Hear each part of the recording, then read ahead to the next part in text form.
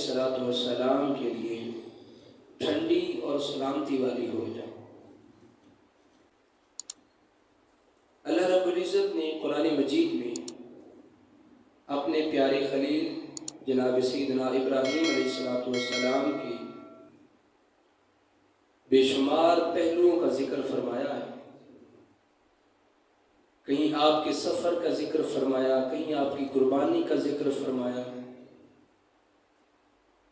اور یہاں ایک ایسی قربانی جو آج میں آپ کے سامنے گوشت گزار کرنے لگا ہوں کہ کائنات میں اس جیسی مثال کوئی نہیں ملتی۔ آج کا جو ٹاپک ہے وہ ہے نار نمرود اور مقام عشق۔ نار کہتے ہیں آگ کو، یعنی نمرود کی آگ، اور ابراہیم علیہ السلام کا عشق۔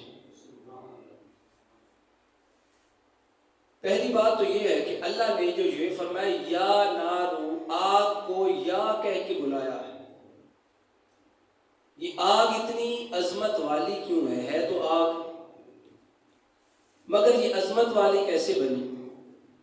اس سے پہلے چند پہلو میں آپ کے سامنے رکھنا چاہتا ہوں۔ اللہ نے اپنی مخلوقات میں مخاطب کیا، جب خطاب کیا، جب ان سے بات چیت فرمانا چاہی تو رب تعالیٰ نے انسانوں کا بھی ذکر کیا کہ انسانوں سے خطاب کیا، ایمان والوں سے خطاب کیا، انبیاء سے خطاب کیا، اور آگ سے بھی خطاب کیا۔ اب قرآن مجید کو پڑھ کے دیکھیے، اللہ رب العزت نے قرآن مجید میں ارشاد فرمایا یا ایھا الناس اعبدوا ربکم، اے لوگو اللہ کی عبادت کرو۔ اب انسانوں کو خطاب ہے، عام انسانوں کو، یا ایھا الناس، اے لوگو۔ تو انسانوں کے خطاب کرتے ہوئے مالک نے فرمایا کہ میری عبادت کرو۔ دوسرے مقام پہ اللہ رب العزت نے ارشاد فرمایا یا ایھا الناس، اے لوگو، یا ایھا الانسان، اے انسان، ما غرک بربک الکریم، تجھے کس چیز نے تیرے رب سے دور کر دیا ہے؟ وہ کون سی چیز ہے جس نے تجھے تیرے رب کا بیگانہ کر دیا؟ اب یہاں بھی انسان کو خطاب، اللہ تبارک و تعالیٰ انسانوں سے بھی خطاب کرتا ہے۔ آگے ایمان والوں کے لیے خطاب فرمایا یا ایھا الذین آمنوا، اے ایمان والو، صلوا علیہ وسلموا تسلیما۔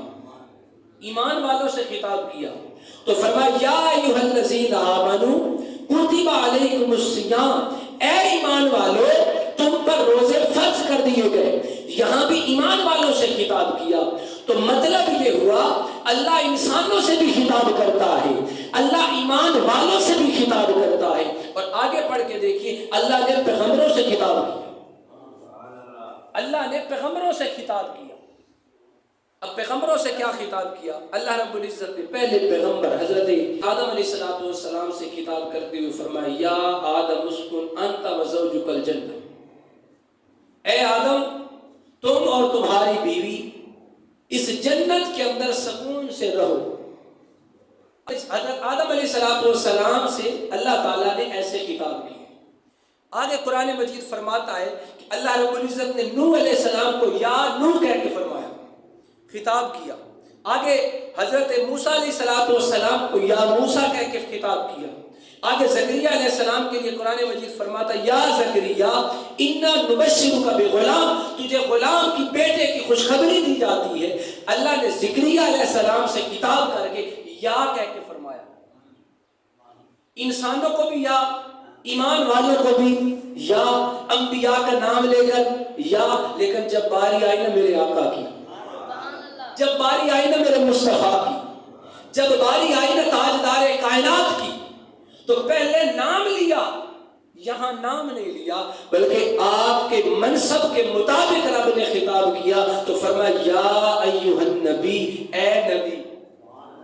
کہیں خطاب کیا تو فرمایا یا ایھا الرسول، نبی تو پہلے بھی تھے، رسول تو پہلے بھی تھے، مگر انہیں رسول کہہ کے نہ بلایا، انہیں نام لے کے بلایا۔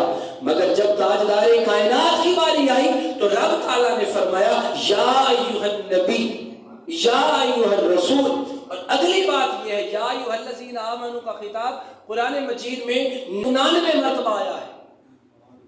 99 مرتبہ قرآن مومنوں کو یا کہتا ہے، یا کہہ کے بلاتا ہے خدا تعالیٰ 99 مرتبہ، اور آقا علیہ الصلوۃ والسلام کے لیے 12 مرتبہ فرمایا یا ایھا النبی، 2 مقام پہ فرمایا یا ایھا الرسول، کہیں فرمایا یا ایھا المزمل، کہیں فرمایا یا ایھا المدثر۔ اب یہ سارے مصطفیٰ کریم کی شانیں مالک بیان کرنے سے پہلے، خطاب سے پہلے فرماتا ہے یا ایھا المزمل، یا سین۔ تو یہ سارے القابات مصطفیٰ کریم کے لیے، مگر بتانا یہ چاہتا ہوں اللہ رب العزت نے، یہ تو جاندار چیزیں ہیں نا، پیغمبر ہیں، انسان ہیں، ایمان والے ہیں، تو یہ سارے جاندار ہیں۔ اللہ رب العزت نے بے جان کو بھی یا کہا ہے، بے جان چیزوں کو۔ مثال کے طور قرآن مجید میں اللہ رب العزت نے ایک مقام پر فرمایا یا سما، اے آسمان، اللہ نے آسمان سے خطاب کیا تو فرمایا یا سما، اور ایک مقام پہ فرمایا یا ارض، اے زمین، زمین سے خطاب کیا رب تعالیٰ نے تو یا کہہ کے۔ لیکن جو آج آیت پڑھی اس میں رب نے فرمایا یا نارو کونی بردم و سلامن ابراہیم، اے آگ ذرا ٹھنڈی ہو جا۔ آگ کو بھی رب تعالیٰ یا کہتا ہے۔ احباب ذی وقار دیکھیں نا کہ اللہ تبارک و تعالیٰ جب ان سے مخاطب ہوا تو مالک نے حکم کیا دیا، فرمایا یا ایھا الناس اعبدوا ربکم، اے لوگو، اے انسانوں، اے لوگو اپنے رب کی عبادت کرو، عبادت کا حکم دیا۔ یا ایھا الذین آمنوا، اے ایمان والو، صلو علیہ، مصطفیٰ پر درود و سلام کا حکم دیا۔ اسی طرح مالک نے جب پیغمبروں سے خطاب کیا تو وہاں بھی حکم دیا، لیکن جب باری آئی نا میرے مصطفیٰ کی، وہاں حکم نہیں دیا۔ یا ایھا المزمل، اے مزمل کی چادر والے، کتنے پیارے انداز میں بلایا۔ اور جو یہ یا نار کہا ہے یہاں بھی ایک حکم دیا ہے۔ اب حکم کیا ہے؟ حکم یہ ہے کہ یا نارو کونی بردم و سلاما۔ اب اس سے پہلے کہ میں اس آگ کی طرف آؤں، میں اس آگ کا پس منظر پیش کرتا ہوں کہ یہ آگ جلائی کیوں گئی اور رب نے یا کیوں فرمایا۔ حضرت ابراہیم علیہ السلام آپ نے کلمہ حق بلند فرمایا، چاروں طرف سے کفر ہے۔ جناب ابراہیم نے جب کلمہ حق بلند فرمایا کہ یہ جس سارے تمہارے یہ سارے جھوٹے، ایک خدا سچا ہے، اب انہوں نے جو پہلی سازش کفار نے کی، وہ پہلی سازش یہ تھی کہ حضرت ابراہیم علیہ السلام کے خاندان نے آپ سے بائیکاٹ کر دیا۔ آپ کے خاندان نے بائیکاٹ کیا۔ آپ کے خاندان میں تھا آپ کا چچا جس کو آزر کہا جاتا ہے، تو اس نے آپ سے بائیکاٹ کر دیا۔ آپ نے اس بائیکاٹ کو ہنستے مسکراتے ہوئے قبول کیا اس مالک کی چاہت کے لیے۔ اب کفار کی سازشیں اور دوسری طرف استقامت ابراہیم علیہ السلام۔ اب سنیے، ابراہیم علیہ السلام نے استقامت کا مظاہرہ کرتے ہوئے ان کے اس بائیکاٹ کا آپ پہ کوئی اثر نہ ہوا۔ آپ نے ان کی کوئی بھی جو بائیکاٹ تھا اس پہ کوئی توجہ ہی نہ دی۔ جناب ابراہیم علیہ السلام نے پھر کفار نے دوسری سازش کی۔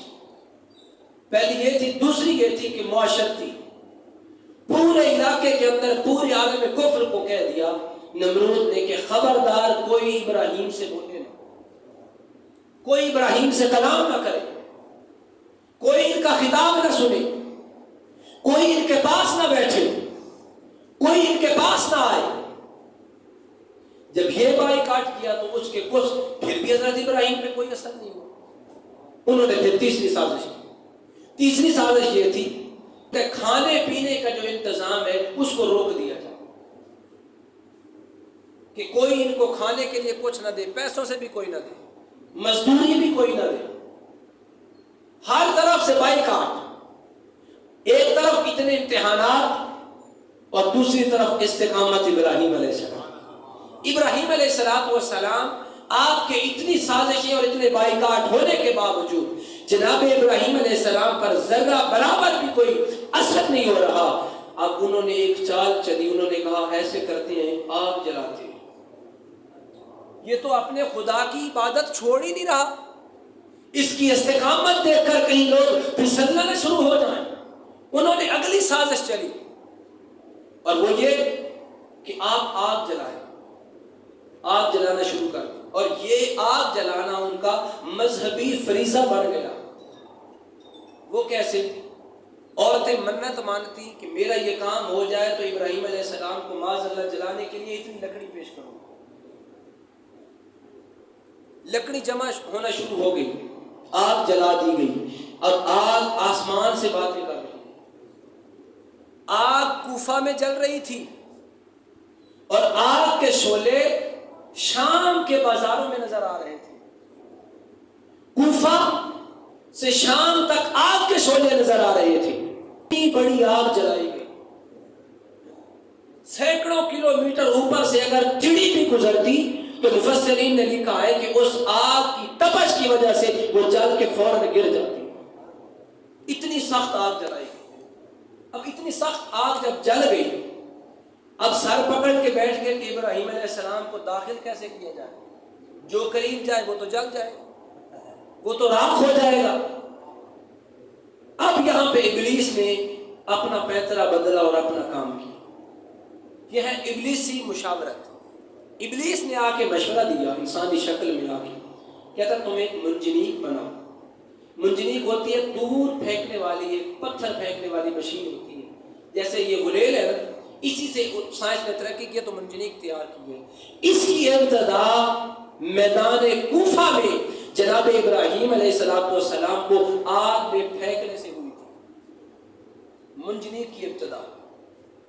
تو منجنیق تیار کی گئی، اس میں ابراہیم علیہ السلام کو بٹھا دیا گیا۔ ادھر فرشتے منظر دیکھ رہے تھے، جناب ابراہیم کی استقامت پہلے بھی دیکھ چکے تھے۔ فرشتوں کی چیخیں نکل گئی، مالک تیرا خلیل ہے، مالک تیرا خلیل ہے۔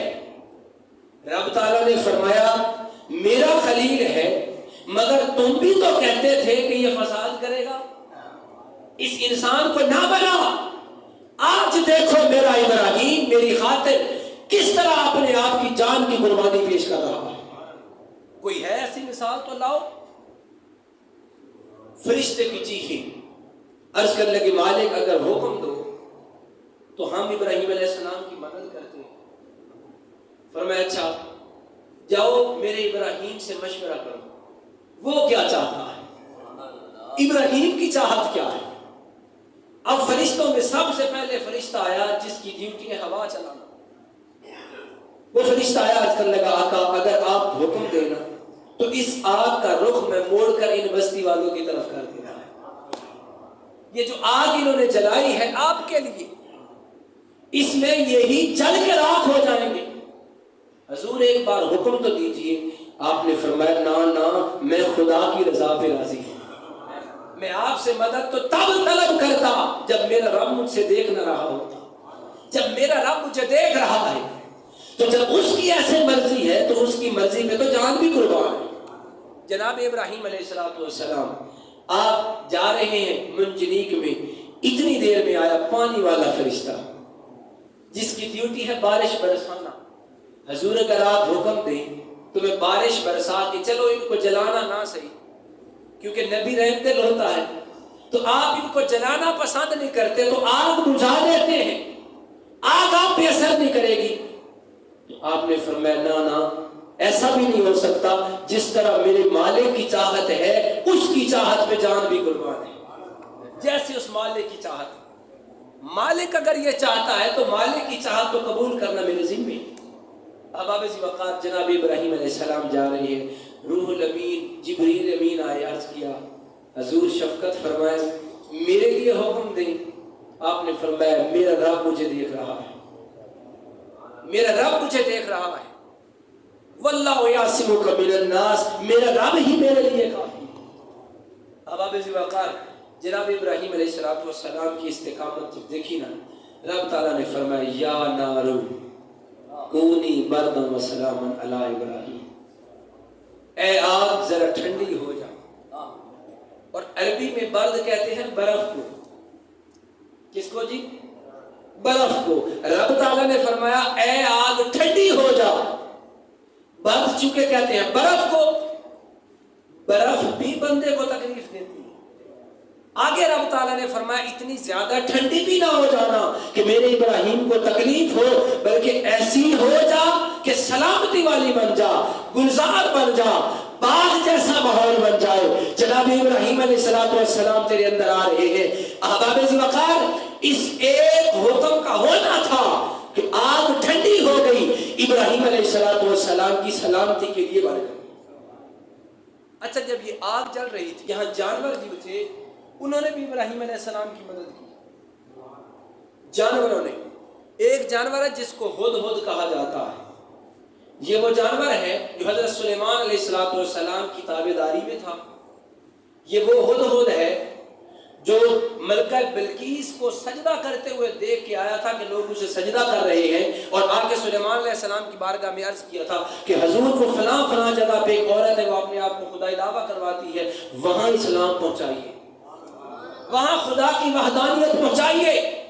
ہدہد پرندہ اپنی چونچ میں پانی لے کر آتا اور اس آگ کو بجھا رہا تھا. احباب ذی وقار، میرا آپ سے سوال یہ ہے، اتنی بڑی آگ، اتنی بڑی کہ جلی ہوئی ہے کوفہ میں، اور اس کے شعلے نظر آ رہے ہیں شام میں، اتنی بلند آگ، اتنی بڑی آگ، وہ چڑیا کے چونچ میں جو پانی ہے، بتائیے اس پانی سے کتنی آگ بجھے گی؟ نہیں بجھ سکتی. وہ عورت تھی نا، جا رہی تھی ہاتھ میں اڈی لے کے دھاگے کی، تو کسی نے کہہ دیا کہ یوسف علیہ السلام کی خریداری کے لیے تو بڑے بڑے بادشاہ کھڑے ہیں، آپ یہ اڈی لے کے جا رہی ہو. انہوں نے کہا پتہ مجھے بھی ہے کہ میں نہیں خرید سکتی، مگر یہ تو ہے کہ میرا نام خریداروں میں آ جائے گا. بروز قیامت جب باری آئے گی کہ کون کون تھا جو یوسف کا چاہت رکھنے والا تھا، تو ان میں ایک بڑھیا بھی ہوں گی. بے شک خرید تو نہ سکی، مگر خریداروں میں نام تو آ جائے گا. یہ ہدہد بھی تھا جو کہہ رہا تھا میں بجھا تو نہیں سکتا، مگر یہ تو شمار ہو جائے گا کہ میں آگ بجھانے والوں میں سے تھا، میں ابراہیم علیہ السلام کی ہیلپ کرنے والوں میں سے تھا، میں پیغمبر کی ناموس کی حفاظت کرنے والوں میں سے تھا. یہ تو آ جائے گا. جناب ابراہیم علیہ السلام کی نصرت اور مدد کے لیے پرندے یوں حاضر ہوئے. اور ایک جانور ہے جس کو وزغہ کہا جاتا ہے، اس کو ہماری زبان میں یہ چھپکلی ہوتی ہے نا، اس سے بڑا ہوتا ہے، اس کو کئی لوگ کرلا بھی بولتے ہیں. تو یہ بدبخت ایسا تھا جو ہوا دے رہا تھا، یہ بدبخت پھونکے مار رہا تھا آگ کو کہ آگ اور بھڑکے، آگ اور بھڑکے، مگر اس بدبخت کو اتنی خبر نہ تھی جسے حکم خدا ہو جائے کہ ٹھنڈی ہو جائے. وہ جتنی مرضی بھڑکاتا پھرے. اچھا دیکھیں، آگ کا کام ہے جلانا، مگر آگ نے جلایا نہیں ہے. آگ کی فطرت ہے جلانا، مگر فطرت سے باز آ گئی آگ. بڑی قابل توجہ بات ہے. آگ ہو کر ہے وہ بھی مخلوق خدا، مگر انسان تو اشرف المخلوق. آگ ہو کر جس کا کام تھا جلانا، وہ ٹھنڈی ہو گئی. مگر یہ انسان ہے کہ جس کی فطرت میں اللہ رب العزت نے آگ تو رکھی ہے، ٹھنڈک بھی تو رکھی ہے. انسان 4 چیزوں سے بنا ہے: آگ، پانی، مٹی اور ہوا. ان 4 چیزوں سے بنا ہے.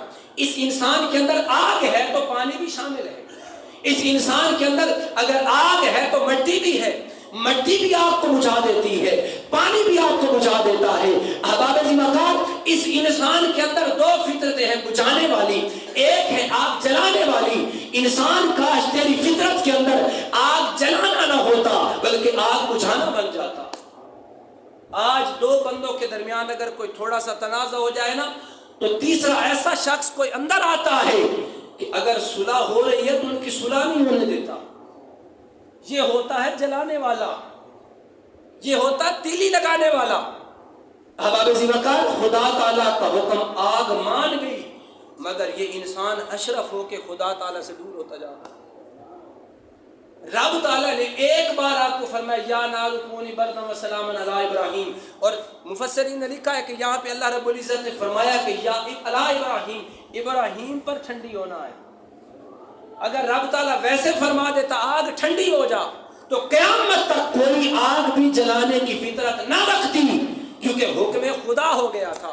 جہاں حکم خدا ہوا یا نار کونی برداً و سلاما علی ابراہیم، فقط ابراہیم پر ٹھنڈی ہونا ہے، فقط ابراہیم پر ٹھنڈی ہونا ہے، تو ابراہیم علیہ السلام پر ہی ٹھنڈی ہوئی۔ اچھا، اس آگ کو ایک بار حکم ہوا اور انسان کو مالک 5 بار بلاتا ہے یا علیہ السلام آ جا نماز کی طرف۔ بتائیے آگ کتنی آگاہ ہے ہم سے، جس کا کام تھا جلانا، فطرت بھی جلانا تھا، اس کی ڈیوٹی جلانا ہے، مگر چونکہ حکم خدا ہو گیا ہے، حکم خدا پر لبیک آگ نے کہہ دیا، مگر ایک انسان ہے جو دور ہوتا جا رہا۔ احباب وقار، آگ نے رب تعالیٰ کا حکم مانا، پیغمبر کی غلامی کی، پیغمبر کی نوکری کی، اب اللہ اجر کیا دے رہا ہے۔ اچھا، یہ جو قرآن مجید ہے تب تو نازل نہیں ہوا تھا، تب تو نازل نہیں ہوا تھا۔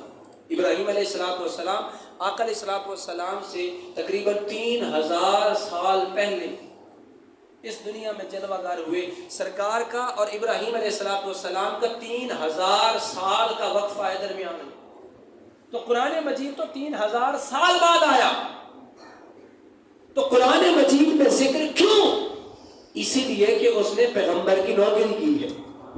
آگ کا ذکر اس لیے آیا کہ پیغمبر کی نوکری کی، اطاعت خدا کی، اور اطاعت خدا کا صلہ اللہ رب العزت نے یہ دے دیا، ہر قاری کی زبان پہ اس آگ کا ذکر ہے، ہر حافظ کی زبان پر آگ کا ذکر، مصلی پہ کھڑا ہے تو آگ کا ذکر، مسجد محراب و منبر پہ پڑھ رہا ہے تو آگ کا ذکر۔ تو اللہ رب العزت نے مذکوریت وجہ دے دیا، وجہ یہ ہے کہ اس نے خدا کی فرما برداری کی اور ایک پیغمبر کی نوکری کی، پیغمبر کی نوکری کی۔ احباب وقار، آگ ٹھنڈی ہو گئی، ابراہیم علیہ السلام کے لیے اس نے خدا تعالیٰ کا حکم مانا۔ ہم انسان اس مالک سے دور ہوتے جا رہے ہیں۔ اب دیکھیں اللہ پاک نے ایک بار ارشاد فرمایا یا نارو کونی برداً و سلاما علی ابراہیم۔ اللہ رب العزت نے ایک مقام پہ فرمایا یا ایھا الناس اعبدوا ربکم، اے انسانوں اللہ کی عبادت کرو۔ جب یہ انسان باغی ہونے لگا، دور بھاگنے لگا مالک کی بارگاہ سے، مالک گھر بلاتا ہے یہ دور بھاگتا، مالک چاہتا ہے کہ یہ جنت میں آئے اور یہ اپنی بدبختی کے سبب جہنم کی طرف جاتا ہے، یہ الٹ چل رہا ہے انسان۔ تو رب تعالیٰ نے پھر بیداری شعور کے لیے فرمایا یا ایھا الانسان ما غرک بربک الکریم، اے انسان تجھے کس چیز نے مجھ سے دور کیا ہے، یہ تو بتا، کیا تیرے کھانے میں، تیرے رزق میں، تیری سانسوں میں، تیری جو ہوا کا انتظام تیرے لیے سانسوں کا کیا، اس میں میری رحمتوں میں، میری برکات میں کوئی کمی ہے، میرے خزانوں میں کوئی کمی دیکھی ہے جو میرا بگانا ہوتا جا رہا۔ اللہ رب العزت نے انسان کی شعور بیداری شعور کے لیے فرمایا کدھر جا رہا ہے منہ اٹھا کے، میری بارگاہ میں آ۔